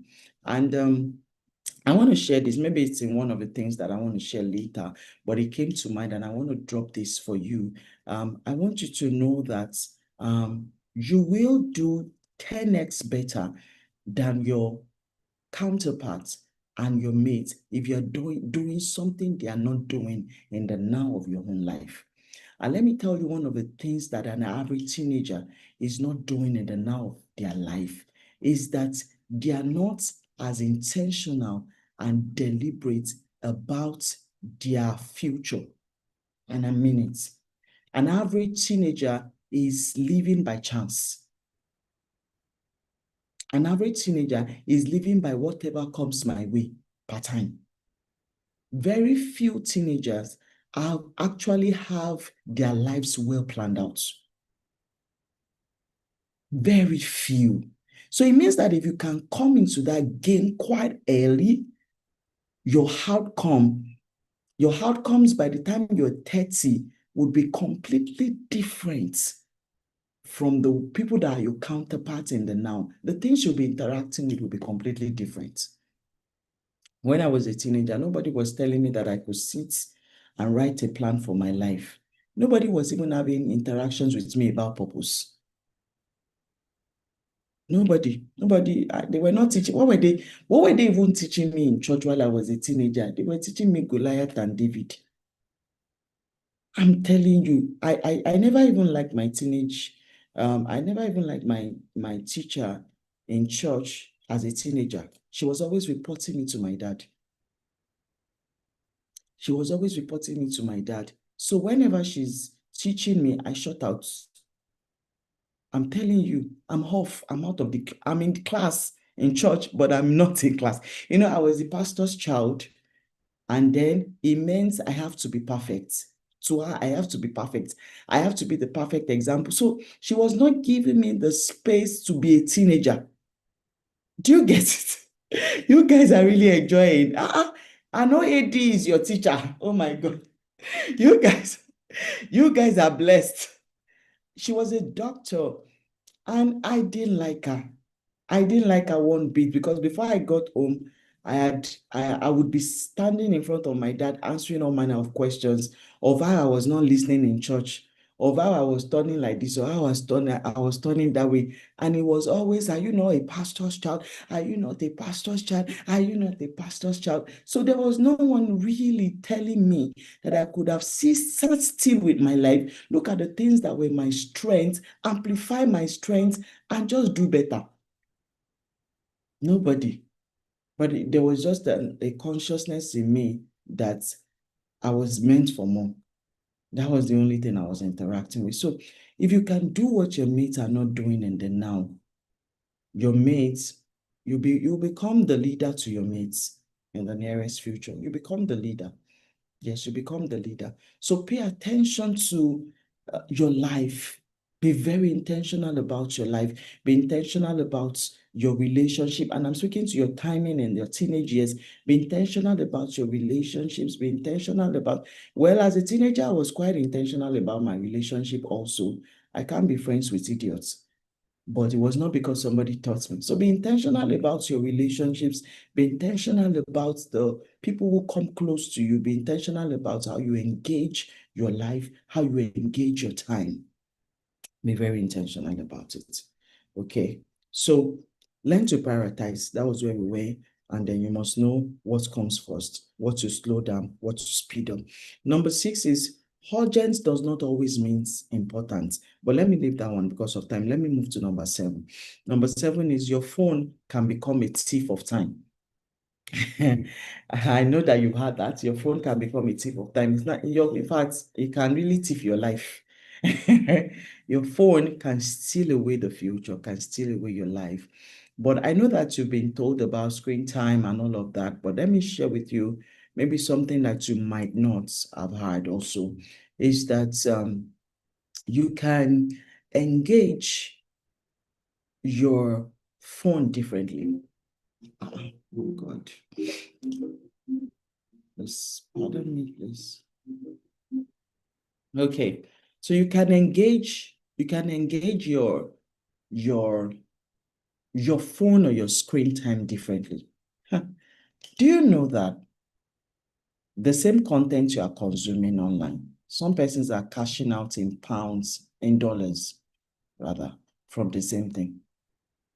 You are spending your time to watch them, but they are spending their own time to create what you watch. So if you know that you really love this content, why don't you use your spare time to create the very educative one? Because, Mrs. Adeslewa was speaking to us about how that the Holodo uprising thing is getting really serious because some persons are sponsoring the agenda. So you as a kingdom-minded person, one of the ways we can fight the Holodo uprising is to counter-produce contents that can also attract people to use their life better. Do you get it? So rather than you being a consumer of content, why don't you be a producer in your teenagers? Because the people that are getting thousands of dollars on YouTube, for examples, are Gen Zs. Most of them are Gen Zs, and they are cashing out a lot of money by becoming a creative. So you can actually still engage in screen time productively so that you can even bring your family to a place of wealth because you're creating content. One of the things that I feel that you must become, even in the days that we are in, is to a side of what all the things that you also want to do, be a creative. Be a creative, engage your time well. Be a creative and make money from it. You can make money as young as you are. As young as you are. In whatever you do, you must know how to diversify. I opened my Instagram just some minutes, I think, while I was in the class. I just checked on a particular post I had made. And the first thing that appeared was Kiki, saying that she has seen 1 million views in the last 24 hours on a particular content that she has released. I see most people will just carry their phone and be laughing, but you see, the views that she's had is money. Do you get it? I am a coach. Recently, we had to go into serious, we had to start getting very more serious with our content creation, and we started to making high movies. And we started to generate more views than we have been doing, so that at least when the Olodo Uprising people are releasing 1 million content, let's also ensure that we are releasing content at the same level that they are releasing it. So one of the ways to make your screen time even highly productive is to make sure that you convert it to more meaningful things. Use it to learn. Use it to learn. I think one of the places to learn is not TikTok. One of the places to learn is YouTube. Use it to learn. Engage better, engage more wisely. The people are producing different content now on YouTube. Very good content. You can start teaching people. There are things that you'll be surprised how people will come and watch what you know, even as a teenager. And when they are watching what you know, YouTube will monetize you eventually and give you money in dollars. In dollars. So I know that a lot of people, not just teenagers, like she said, have issues with screen time. But do you know that I spend a lot of time on my screen? Should I shock you? I do spend a lot of time on my screen because most of the things that I do are on the screen, but I'm getting serious results with it. That's the difference.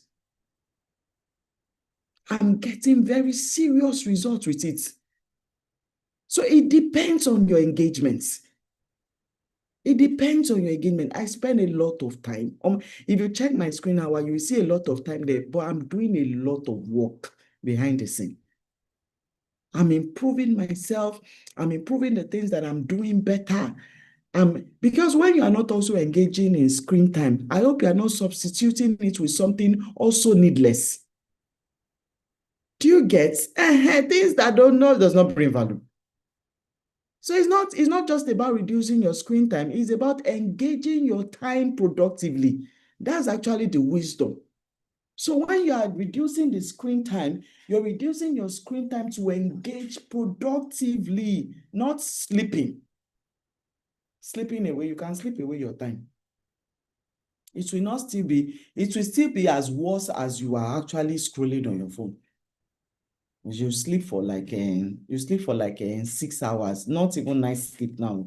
You sleep for like 6 hours in the day and say, now bless the Lord, I'm no longer engaging in very lengthy screen time. But this time that you have been able to cut away from your screen time, you are using it to sleep, or you are using it to even watch movies on the TV. One of the places that I don't go near is seasonal movies. The moment I go, if I ever want to go into Netflix at all, when I get into Netflix like this, the first thing I want to check before I pick that movie is to check how many episodes.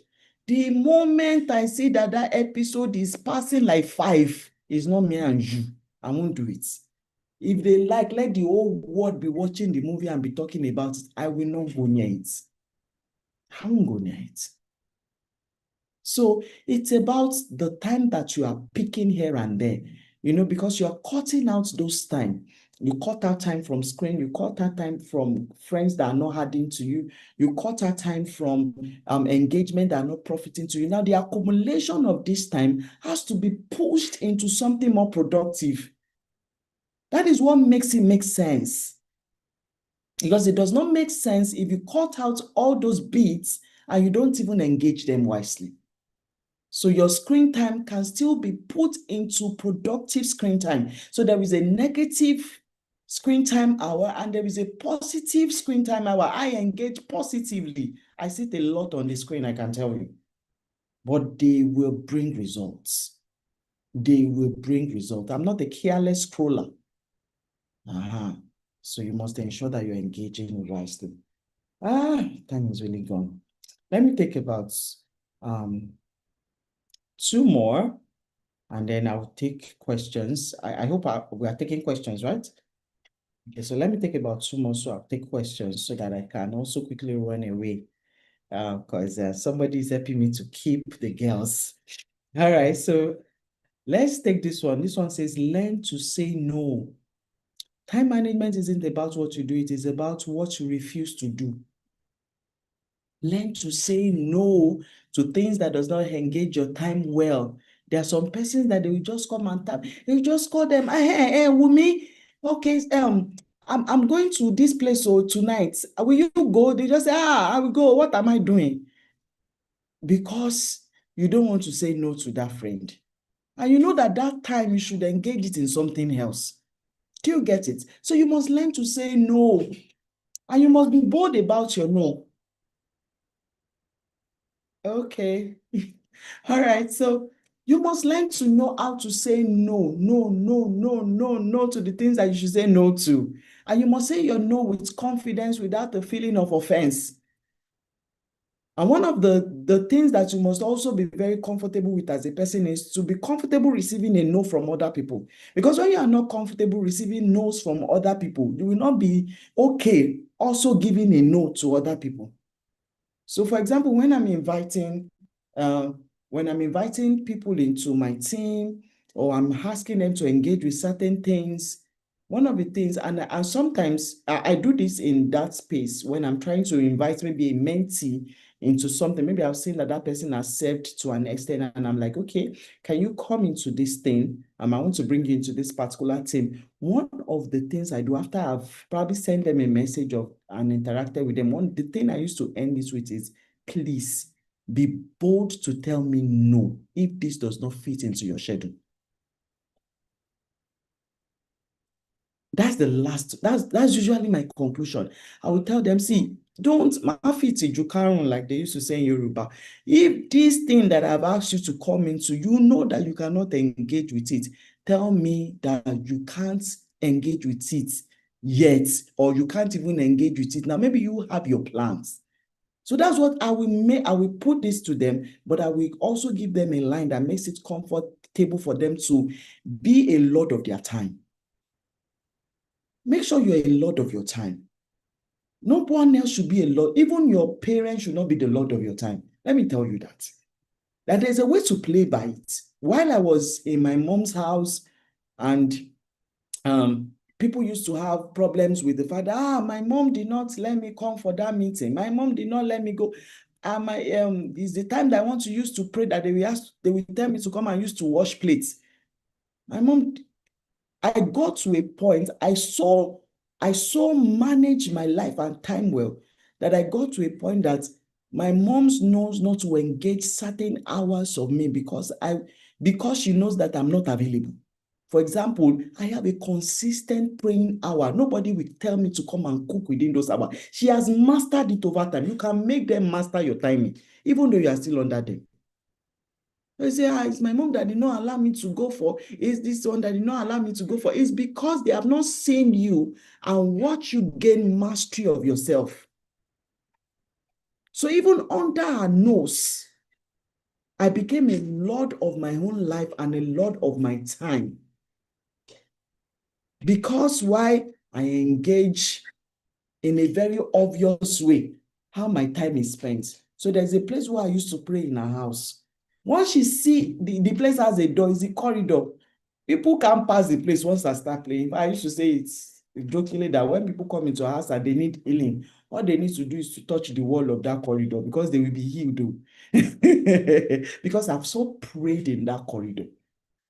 I've so prayed in that corridor. That was I didn't have a particular room to myself where I will go and I will lock out and I will call my prayer room in my mother's house, but I had a corridor. And soon enough, everybody had to adjust to the corridor as my praying space. So I locked the door. Once I closed that door, my mom, I've had that different times. I was just waiting for you to finish praying. She didn't have to wait. Sometimes she would engage differently and say, I had to just go by myself. The reason why mommy will not go by herself is because they've seen that sometimes that time you use it to watch movies, sometimes that time you use it to pray, sometimes that time you use it to gist. So no respect for your time because you also did not respect the time. Do you see that? So you must respect your time so that others can also respect your time. For example, right from while I was in my mom's house, they know, even my siblings fought me about it, but everybody adjusted to it. You dare not turn on the TV in the morning. Because the words that will proceed out of my mouth to you, you will not want to hear it. When you try it, you'll be like, this word is too heavy. I'll be like, so you are not productive with your life again. You want to sit with the TV early in the morning. So when my mom saw the moon, my siblings would say, I would say until 12. Later, they begged for 11. I say, even that 11 is a lot, but maybe when you're on holiday, so I became the mother. I adjusted everybody to my timing. Don't turn on the TV before 12. No, not in this house. And the same thing I carried into my children, except on weekends. Would they, or maybe I'm engaged in something like this, will I on cartoon for them and say, just to keep you busy? But on a normal day, you dare not turn on the TV at certain hours of the day. Till now, so as I'm talking to someone is engaged with them, so they are not even on the cartoon, they can't turn it on until afternoon. So when they go and turn it, I say, it's still in the morning, they will understand. There's nothing like that. You can't. Because I believe that there are certain seasons of the day that should be engaged wisely. Every hours of the day is not productive. You can't be as productive for every hours of the day. So you have to master yourself. Sometimes some persons are more productive in the nights. Some persons are nocturnal. You can stay awake and be doing a lot of things. Use it wisely. Some persons, maybe this is where I'm going to hand to ask questions, but some persons, it's in the morning, especially the hours of the morning is very powerful for everybody, actually. Even if you say that the hours of the morning, even while in school, they used to put all those subjects that requires tasking our brains, like mathematics, in morning hours, because they know that the hours of the morning, your brain is set to even spending time with God. Someone like David will say that early in the morning will I seek you, O God. Early in the morning will I seek you, O God, to see your face. Because there is something about the early hours of the morning that when you engage it wisely, it sets your day. Like this morning when I wake up, I just started praying. I prayed to a point where I had the name of a particular nation. I just had the name of that. I don't even know where the nation is, but I had the name of that nation while praying. And the Lord said to me, you will soon have something to do with this nation. Keep it at heart. He didn't even give me more conversation. He just told me the nation. And he says, you will soon have an interaction with this nation. Keep it at heart. But you see, I may not get that if I am just having my morning devotion now. Do you get it? So there's something about the early hours of the morning. You are calm. Your mind is still very engaged with whatever you want to engage with. It's not distracted here and there. You are not thinking of Fanta and Coke and bread and what you will cook and what you will not cook. It's very important. Engage your most productive hours wisely. Some of you, it's the first 5 hours of the day. And that first 5 hours of the day does the magic for you. Any other thing that they are saying to you after that first 5 hours is like you're struggling. So what it means is every first 5 hours of your day should be intentionally spent. Intentionally spent. For me, it's the early hours of the morning and the late hours of the night. And I used to change per season, depending on the season that I am in. And you must know how to adjust yourself also per season. There is a season when you're still in school. There is a season where you're on holiday. You must be adjusting yourself per time. Adjusting yourself per time. Adjusting yourself. My children are not on they're on holiday now. So it means that school runs that makes up wake up very early in the morning are no longer like that. But then it would be a struggle for me to start adjusting if I bring the what's it called now? If I bring that discipline down, because there was a time I had to wake up. So I ensure that I didn't still bring the discipline down. I still wake up at the time, I pray, and then I start to take care. I make sure I got the lesson. The lesson they attend starts at 8 a.m. I do not used to get there at 8 a.m. because I told them that, see, I will also take my time a little bit because we're on holiday.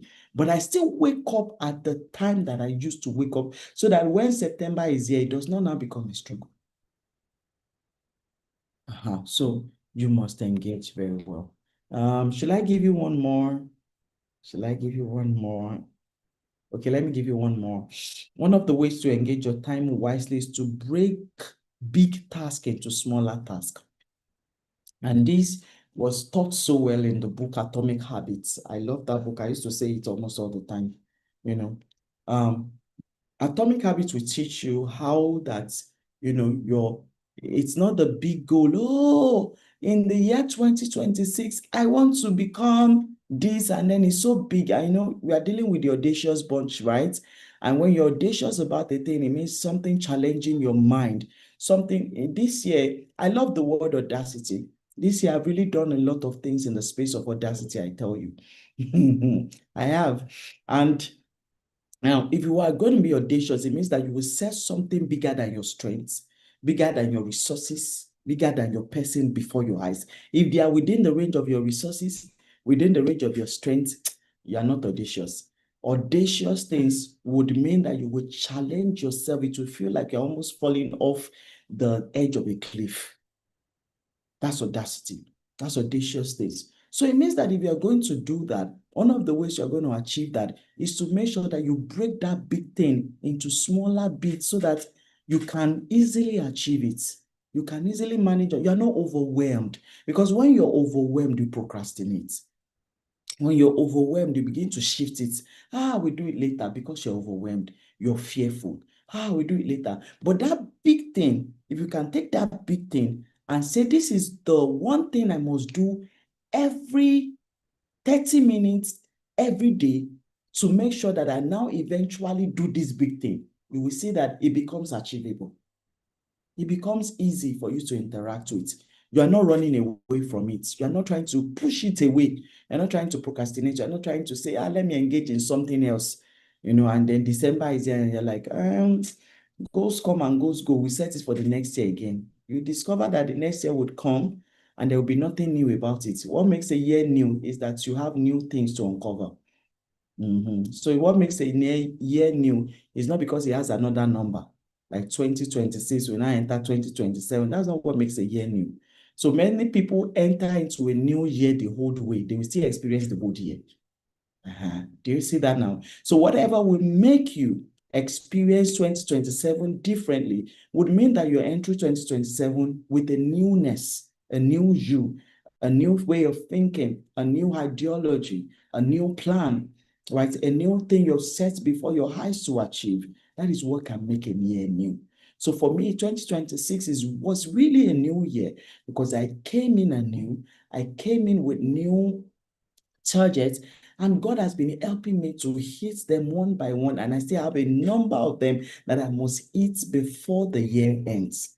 You see that? So it's very important to break your big audacious goal into smaller bits so that it does not steal away from your future self. So I hope this was helpful. Like I used to say, with this viewpoint of mine, I hope I've been able to convince you that time management and procrastination, or time management, is very possible, and you can also do away with procrastination. Sorry, I didn't see those definitions, and I really love them. I took my time to put it together. Maybe while I was copying it, maybe I missed up. Maybe while you're asking your questions, I might just still look through. So that will be it. Thank you so much, Coach Oedi, and over to you. Thank you so much, Ma. That was a whole lot to digest. And I'm sure that, well, we have replay, so we will definitely go back and listen again. That was profound. Thank you so much for pouring out of your wealth of wisdom to us this afternoon, already in the afternoon. Okay, so do we have questions? I always tell us to ask questions.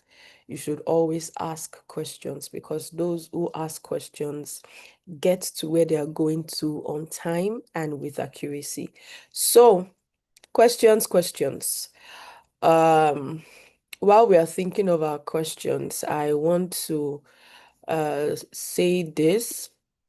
one of the things that really stood out for me is the ability to say no without feeling guilty. Ability to say no without feeling guilty. Or your friend tells you, please come and escort me to go and buy gala. Come and escort me to, sorry, there's no bracket escort in front of my name. I am not an escort. Okay? So learn how to say no without feeling guilty. Oh, my friend, so that you not feel like I'm rejecting her. Why should you even be the person she's going to come and meet to us? It means that that's the kind of person you are. And also, she mentioned that growing up, some you cannot just walk up to me and say some things or say some things to me. As a teenager, they will say you are rude. Yeah, no, you can't say some things to me. I always tell you guys that there was somebody that in my teenage years that he used to say some funny things to me. The day a slap landed on his face, the day a slap, I'm not saying it should be violent, oh, you don't have to be violent, but in his brain needed to be reset because he was not understanding my vocabulary. So some people, they can't understand your communication, but you have to make sure that they get it. So as a teenager, I did not say you should go and be fighting. However, always put your foot on the ground and let people know what you stand for. We've talked about values over and over and over again. So let people know what you stand for. So questions. Ire, do you have any question? Do we have, okay, we have Blessing. Okay, we have Blessing on the call. Blessing, we need your question. Eniola, we need your question. Shifumi, we need your question. How do you manage time well? So somebody needs to unmute or you put it in a chat, but I don't think we can wait for your chat. Are we even on this call? Are we on this call? Where is everybody? Okay, Eniola, unmute, so let us hear your question. How do I say no without feeling guilty? So unmute and let us hear you, please.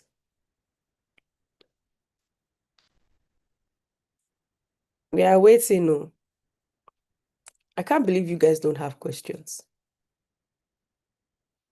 Blessing, you don't have any question. It means that she explained everything well. Interesting. Don't come and ask me question no, after this class. I will not answer. I'm not going to answer your question. But I have shared the um 7 habits of highly effective teens on the group already. Immediately she mentioned it. I shared it on the group. And I've also shared that you don't have a question. Okay. I've also shared our report supporting resource, the video I talked about the social engineering, the Olodo uprising. I've shared it on our Telegram platform already. I'm also going to share another one. I just found another one as well. I'm going to share with you guys so that you can be awake. So I want to ask a question on your behalf or on our behalf. How do we prioritize our tasks? Because, okay, before I say my question, what can I do when I fall behind on my plans or schedule due to time mismanagement? What can I do when I fall behind on my plans or schedule due to time mismanagement? Okay. All right. Yeah, I think, Thank you should I for your share my own question so that you can okay. answer them together? Okay. All right. Good. Okay. So, when it comes to prioritizing, I think it's even similar to Sheifumi's question. When it comes to prioritizing tasks, we know that we are teenagers, so we have schoolwork, we have homework, we have house chores, we have all those things we want to learn, we want to read, we want to study. How do we prioritize these things on, we have a scale. So how do we put them on a scale that one does not suffer for the other? All right. Thank you, Ma. I think, okay, they are quite similar, but still different. Okay, so let me answer Oluwaseyifumi's question. The first thing I'm going to say on this, you'll be surprised, but is to tell you that don't beat yourself up too much because you missed your plan as you have planned it. Well, even the best of the people who set goals, may not necessarily always have their tasks done 100% as they have set it. So let me tell you this, goals and plans are to guide our lives and give us direction. They are not to control our lives. Sometimes there are situations that might be beyond you, yes, that may come up. Sometimes it may even be your body that would react to certain things, right? And maybe you feel headache. You can't force yourself to say, I told myself that I will read between 1 to 2, and your head is banging. Nothing is going to enter within that 1 to 2 p.m. that you have set in place, you know. So what you must do is, this thing requires practice. It requires consistency and practice. So if you miss something in your plan and in your timing, every one of us usually do. And for example, there are things that I've said before, my highs for the year 2026. I'm going to analyze them by the year 20. Not necessarily, I might not necessarily have achieved them all, but I will never beat myself up. Never. But what I'm going to look at is, okay, why was I not able to achieve this? What stopped me? Is it a nonchalant attitude, or it was something beyond my control? When it is things beyond your control, then you will know, okay, maybe there are things that, maybe health, for example, health issues could slow down certain things. If an health issue slow down a thing, you need God for that one. If it's something really challenging with your health, you will need God for it, right? That's not you, right? It's just a situation in a season of your life. Do you get it now? But if it is something nonchalant, like something like is a negative energy around you, you can just look into it and say, okay, I have identified this thing. I think this thing usually slow down how I manage my plan, how I'm able to achieve my plan, how I'm able to achieve my goal. Or is this particular friend in my life, if I can cut off this particular friend, things would better. There was a season of my life I should be in my 20, I should be like 24, 25, if I can remember clearly. And I used to have this friend, he's a guy. The friendship grew to a point that it was like a crush, and I started liking him. I started looking at him as the person I'm going to marry. Nonsense. But this guy has a lot of unruly character, a lot of it. I mean, different bad character. As well, you wonder how someone like that is my friend. It looks as if I'm the remote control of his life. That's why it's my friend. So it's more like it could mess up, but confess to me. Do you get it now? It will mess up but confess to me because he knows that I'm kind of different. So, and when he confesses to me, it's like, looking for help. That guy sleeps with girls anyhow, and yet he loves the Lord. You can imagine that kind of combination. And I'm his friend. Some persons would have thought, this girl and this guy, and they don't know that he has never even touched my lips, not to talk of touch my clothes. He dare not, So that was what my dear friend was. Sometimes he would come to our house, but my mom didn't really like the relationship like that. And how he was just very loose, His dad was no more, so he was like the father of the house. We don't have no control over. The mother does not really have full control over him like that. And I was his friend. But at that age, I began to seek God deeper. And I began to seek things in the place of purpose deeper. I know the first conversation the Lord had with me was, you're going to do away with this guy. I said, oh Lord, no. This is like my best friend. He was my best friend. And I was like, I know that he's not a perfect person, but I can't do this. And I heard the Lord will say to me, then you're not ready for destiny. And I'm like, I was still playing around. So I started reducing the time that I spent around him. I started reducing this time until one day the Lord took it extra mile. From my sleep, I was rebuked by the Lord from my sleep. And I spoke out loud. Don't let me say his name. Let me use another name. Let's say his name is Bambo. Let's say his name is Bambo. So I screamed his name from my sleep and I said, Temitayo, leave Bambo alone. I'm telling you, from my sleep, it was like I had the warning of the Holy Ghost and I screamed out the warning of the Holy Ghost. And so That was that at that instance, I knew that this relationship is gone. So I cut off. Till today, the guy does not know the story behind the scene that it was the Lord. I just cut off completely. Tile, we are going to say, I'm not going. We used to go to a lot of concerts because he's a music person. I would say, I'm not going. Tile, I would say, I'm not coming. Tile, this, I would say, I'm not going. Do you know why I began to realize my life began to take a new turn? I began to dive deeper into God. God began to open more to me. So a friend was the reason the things I was setting before my eyes were not coming to pass. He was not a evil person, but he was not an important person in my destiny.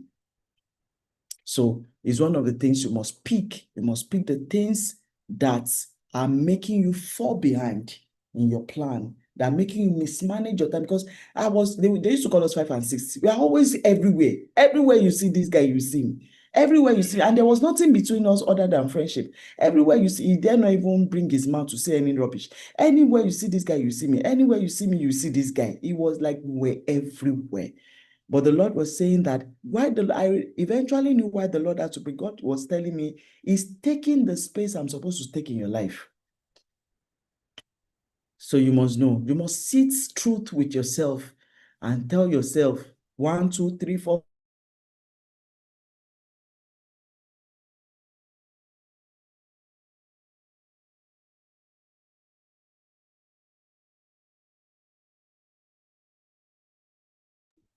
Okay, I think I hope the network does not kick her out.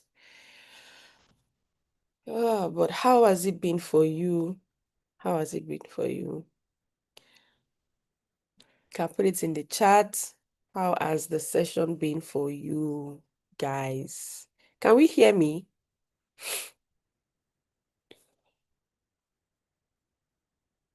Okay. Okay. But how has it been for you? Hope you have learned a whole lot. And there was something that she said just now that, oh, the person is not important for destiny. The person was not important for destiny, but we might have been, attached to that person, right? We might have been so attached to that person. So, God is very intentional about his children. He loves them. He loves us so much. Awesome. The session was great and you really learned a lot. I hope she answered your question. I hope she answered your question. Okay. All right. That's good. Okay, she's back. So we'll just spotlight her again so that she can finish her thought.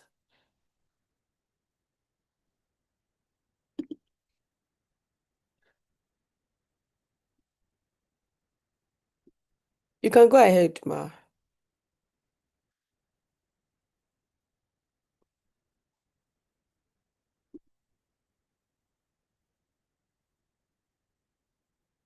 We can't hear you.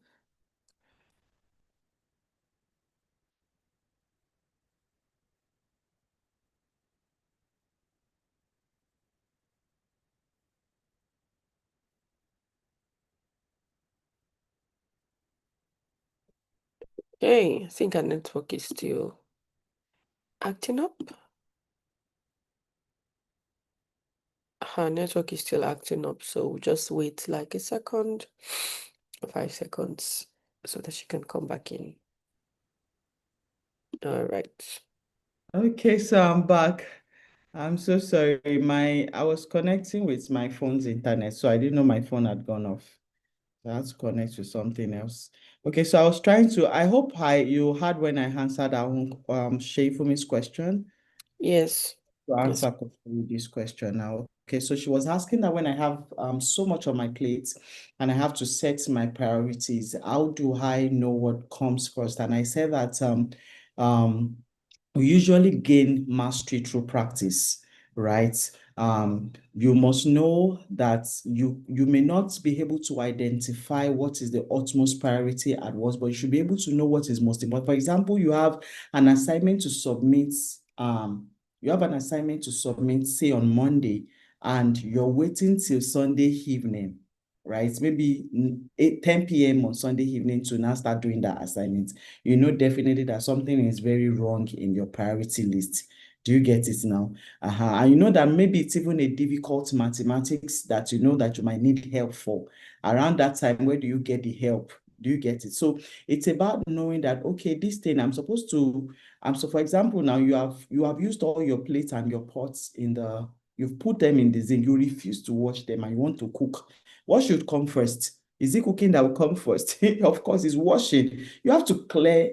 For me, I can't, when I have plates in the kitchen, it's always very difficult to cook. So I have to clear the sink and then start cooking afterwards. Do you see that now?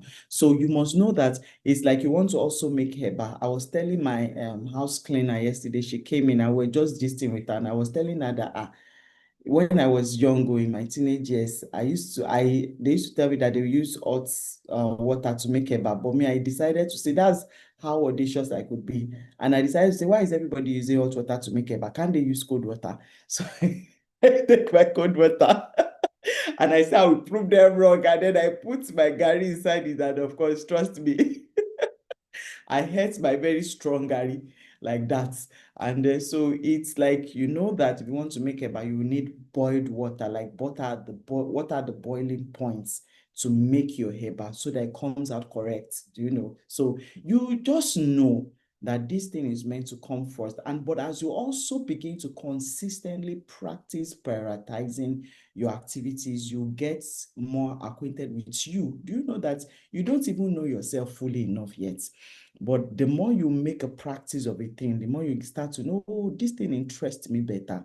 Oh, this one used to dull me, but it's a compulsory thing. So how do I make it more interesting, even though it's like the way you can eat. You know, when you want to eat all those rice that is not very sweet, maybe that you got at the party or they give you, that is not very sweet. There's a way I will take it to my house, recook it, add something else, or even use like salad to eat it. Now we used to use salad or moi moi to eat those rice that is not sweet.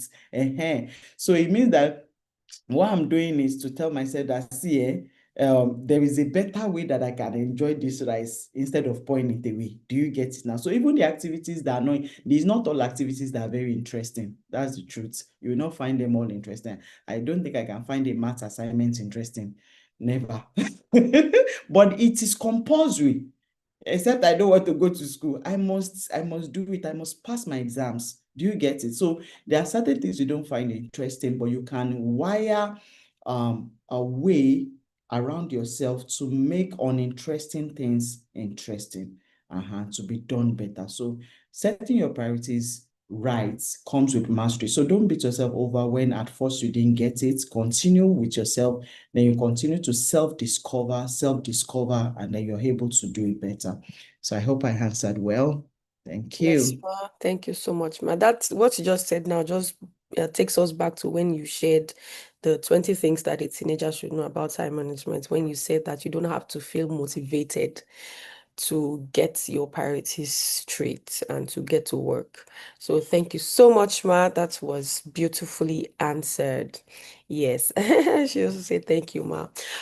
So thank you, ma. So thank you, thank you, thank you. We are so glad to have had you Thank today. you so much. Thank you. It was really a great time. I feel like I've packed up, I feel heavy. And I'm sure that many of us here, it's a similar story and testimony for us all. And we want to say thank you again for accepting our invitation. So we've eaten like 2 hours of your time on a beautiful, lovely Saturday. And we know A that delight. it's not a it's not a waste. It will definitely speak, even right now and in the future to come. Thank you so much, ma. I would like to let you go now. Everyone should unmute and say thank you, ma. Let's say thank you. Thank you, Thank you, ma. ma. Thank you so much, ma. Thank you, Ma. Thank you, everyone. All right, ma. Do have a lovely day and a wonderful Sunday tomorrow as well. All right. Thank you everyone for being in class today. It was a beautiful time with you guys, and I'm sure that you learned a whole lot. So we're going to be having another class next week, but it's going to be a review. So you'll come with whatever you want to teach us next week, questions. If you have questions, we are always open to answer them. And like I said, we're going to restart the Nudgets, the book that I shared with us. That's The Enemy Called Average. We're going to start it again on Monday, and it's going to be assigned to each person every day, right? So Nudget 1, we can say, Ire, give us a review on it. So every individual is going to review the nugget, right? And we continue like that and put it on a loop, so that even if you don't read nugget 2, the day that it's your review day, you're going to read it. You have no choice than to read it. So I want us to go ahead and watch that video I shared on Telegram. I'm going to share the second one, and let's have a discussion. Whatever you want to share on the group about it.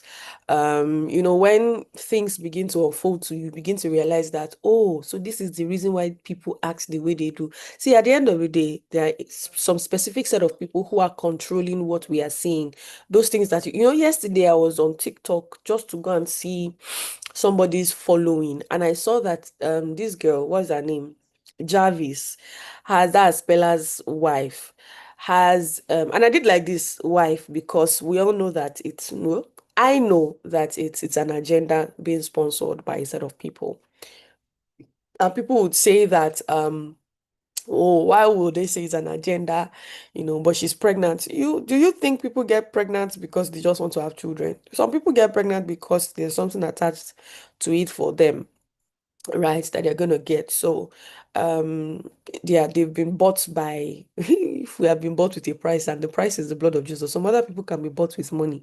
Everybody has a price, but as for me and my household, our price is the blood of Jesus, and nobody can afford it. Only Jesus could have afforded it. So some people, you can give them $1 billion, 10 million following, and that's their price. So I went on TikTok and I saw that Jarvis has 10.5 million followers. For doing what? What exactly? Nothing. I can't see anything any value she's offering to me. She's offering to a person like me, or even to the younger generation. I see no value that she's offering. And I checked her on Instagram and I saw that she has, I think, 2 point something million followers. What exactly is the value that she's offering? She's not offering value to us. What she's literally taking away from the what she's taking away from the society is value. She's taking value away from the society, but other people, she's offering them value, and that value is the social engineering. People are being engineered. Somebody said that it means that the Olodo uprising was actually engineered.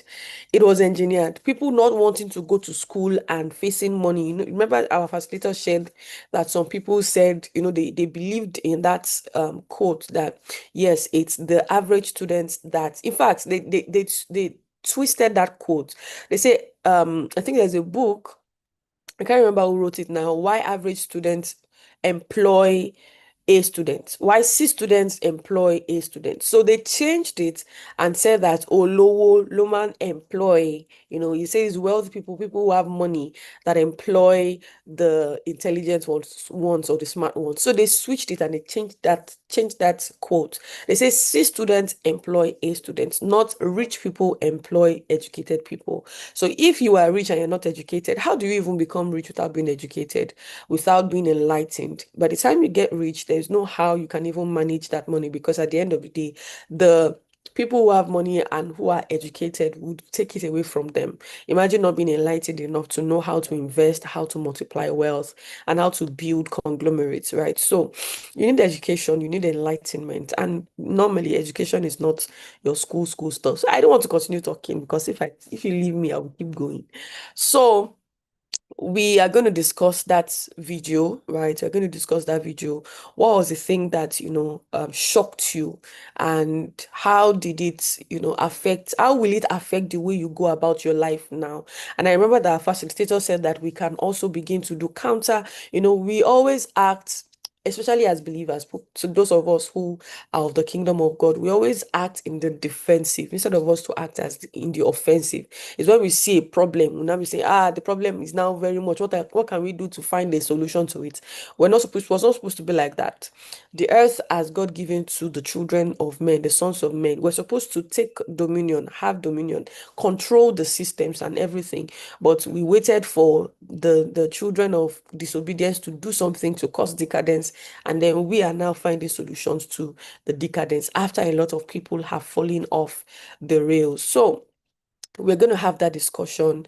Everybody has to watch the video on Telegram, and let's just make the group interesting this Saturday. So do have a lovely, lovely weekend. Enjoy yourselves and take care of yourselves. See you same time, same station next week. Bye, ma'am. Bye. Bye, ma.